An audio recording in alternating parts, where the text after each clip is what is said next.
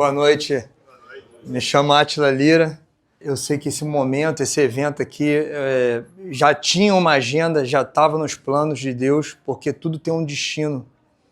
E aonde tem ação, aonde tem movimento, tem milagre, tem situações para você receber uma direção, para você receber uma informação que vai mudar o seu destino ou a tua rota. Eu comecei a falar mesmo com 20 anos de idade.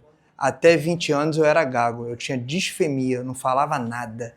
Eu era aquele cara, pensamento acelerado, faz um monte de coisa, e a minha cabeça embolava e eu não falava. Fiz um curso de oratória com 19 anos, com 20 anos comecei a ter uma dicção melhor. Eu saí daqui de São Gonçalo, eu sou cria daqui, aqui em Niterói, eu nasci em Niterói, morei em Niterói até 7 anos, meu pai quebrou, e eu fui morar em São Gonçalo. E eu morei em São Gonçalo até 23 anos, 26 anos, depois fui para o Rio.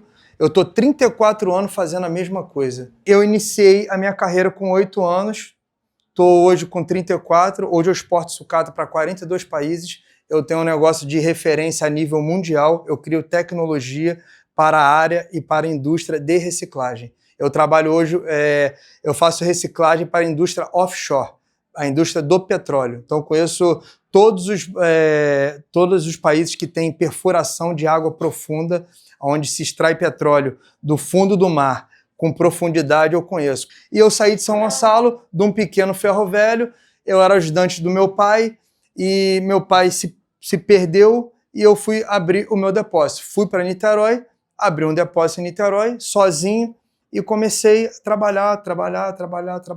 Comecei a exportar em Niterói, fiz a minha primeira exportação ali no Barreto.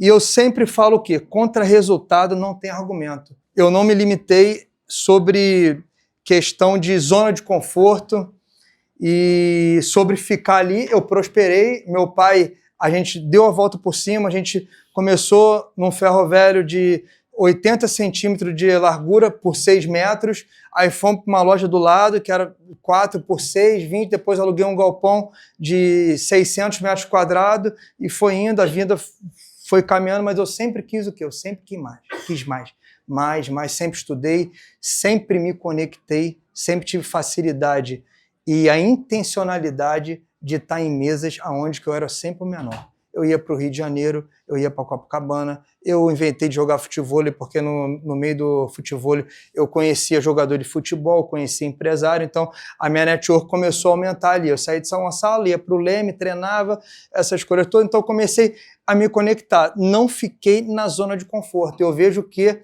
muita gente paralisando, consegue um negocinho, o cara é de São Gonçalo, ele quer o quê? Quer um carro, quer um jet ski, quer uma casinha, quer uma casa na região dos lagos, e eu sempre o quê? Eu nunca fiquei confortável com a situação que eu estava. Comecei a ganhar dinheiro, a gente começou a ganhar dinheiro, começamos a prosperar, e o que acontece? Começamos a crescer. E o crescimento, muitas das vezes, o quê? Te estagna.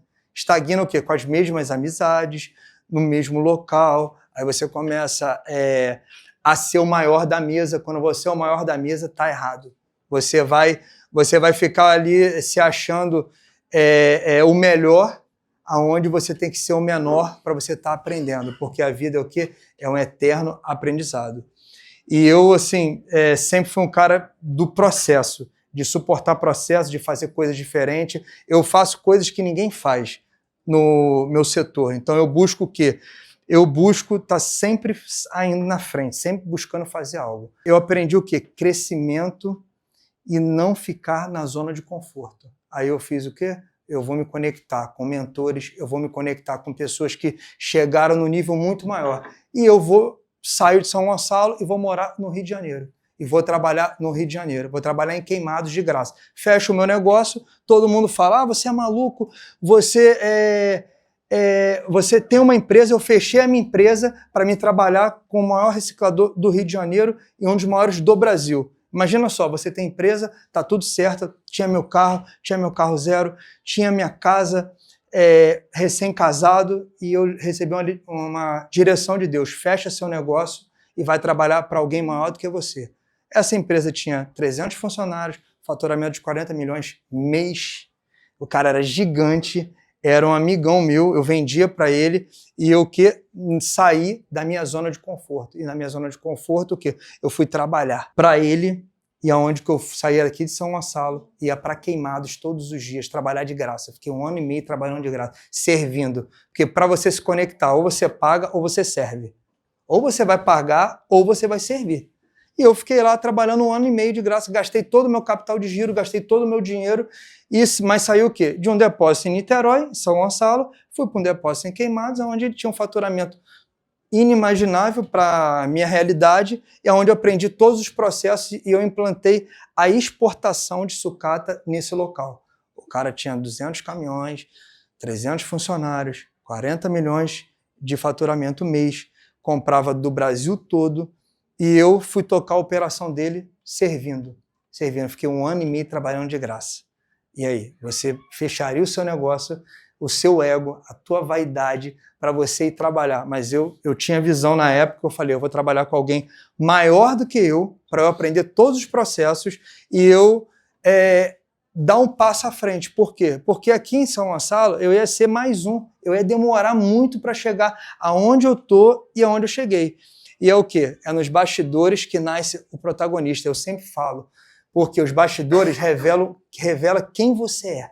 Quem você é. E eu aprendi o quê? Meu pai, com toda a maluquice, ele falou, Átila, o homem tem que ter o seguinte, a palavra dele tem que valer mais do que dinheiro. Se a tua palavra valer mais do que dinheiro, você vai sentar com os reis, você vai sentar com os príncipes e Deus vai te abençoar. Deus vai te abençoar. Por quê? Porque não tem como. O cara que tem palavra, que tem caráter, mas isso é revelado o quê? Nos bastidores.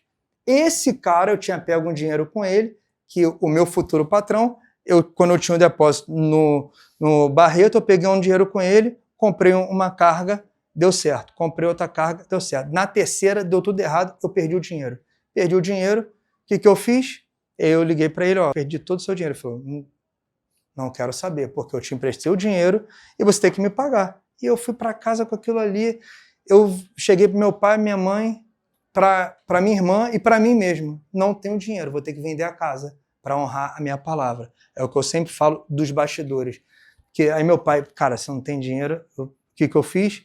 Peguei o nome de todo mundo, fui no banco e peguei um empréstimo, paguei ele, e o que acontece? Essa atitude, mais para frente, agora falando aqui, ela me fez chegar num nível fora do normal de relacionamento com esse senhor. Ele é muito poderoso, ele já teve vários jogadores, já foi dono do Richarlison, quando o Richarlison veio do América Mineiro para o Fluminense e depois foi vendido do Fluminense para o Watford.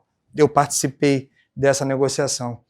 E tem que passar pelo processo. Então esse foi um processo, foram vários processos, virei sócio dele. E você tem que ter coragem para agir. Abriu o mercado americano, abriu o mercado europeu para eles, nunca tinha exportado sucata, eu comecei a ir para os Estados Unidos. Eu não falava inglês, e como é que você vai exportar sem falar inglês? Eu falei, eu vou dar o jeito. Eu comecei a se conectar com um, fala com o outro, manda e-mail, manda isso.